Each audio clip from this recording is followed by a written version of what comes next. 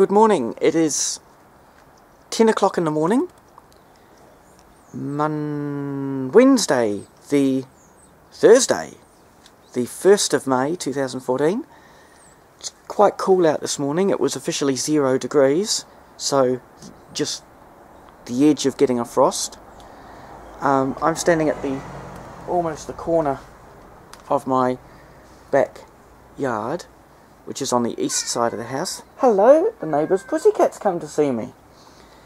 This is my castor oil that survived last winter, and it's got taller than any I've ever had, certainly in New Zealand. As you see, it's about half a metre above the guttering, at the edge of the roof there, and that's a standard height hills hoist. That's a neighbour's cat. And all of this in the foreground, you can just see the edge of the sunlight there. The sun's still quite a low angle, and the rest of it will be a bit darker. There we go, the auto iris will help that come in. This is a Physalis peruvianan, Cape Gooseberry.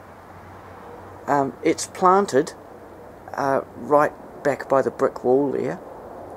So as you see, it's 3.5, even 4 metres creeping out across the lawn. And keep in mind, I've continuously hacked this back, the sort of surrounding metre, the edge, because it was getting too big. It's actually had hardly any fruits. It's just all gone vegetative. Again, this one survived the winter. It's been my experience in this climate that the Cape Gooseberry,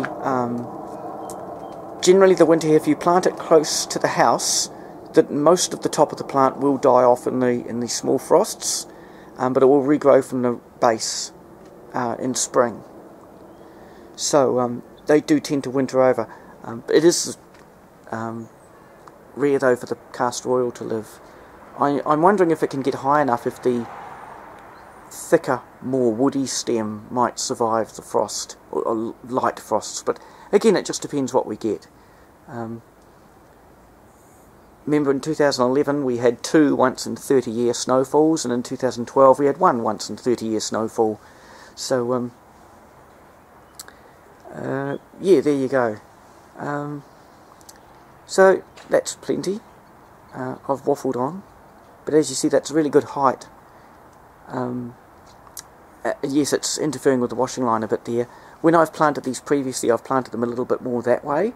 And that was actually one that popped up by self-seeding a couple of summers ago. So it was just a seed that popped up, and I let it grow where it was. But anyway, that's all. It wouldn't really show up well if I try to show you the rest of the backyard here, but we'll keep the camera going. It'll come out wobbly. Standing in my back door, just to give you some idea of the layout of the place.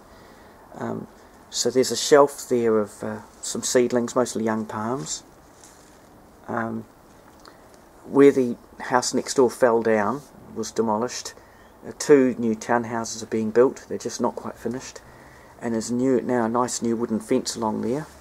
And as you see, I've got some quite large trees in tubs and pots, which is handy. The fences here now, they're tied onto the tree. Oh, there we go, we're getting glare in the lens. Tied onto the fence.